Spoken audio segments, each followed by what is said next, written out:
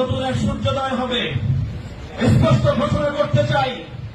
আর যদি একটা গুলি চলে, হেফাজতে ইসলাম বাংলাদেশ ঘরে বসে থাকতে পারবে না। আমার সন্তানের লাশ নিয়ে আমরা কবরস্থানের দিকে যাব না।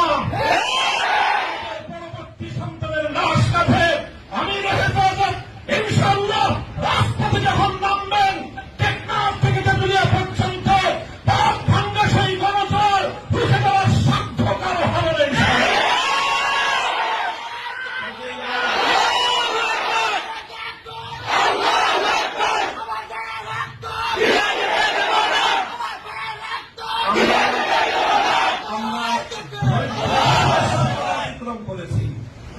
পরিস্থিতি এভাবেই যদি চলতে থাকে, আর যদি আমাদের দেশের জনগণের নিরাপত্তার দায়িত্বে নিয়োজিত আইন শৃঙ্খলা রক্ষাকারী বাহিনী বুলেট যদি আর বন্দুকের নল থেকে আরেকটি বুলেট ছুড়ে, তাহলে বাংলাদেশের পরবর্তী গণ অভ্যুত্থান অবশ্যম্ভাবী হবে।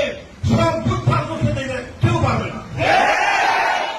আমরা আল্লাহ পাক রব্বুল আলামিনের কাছে দোয়া করব, যারা বৈষম্যের বিরুদ্ধে জীবন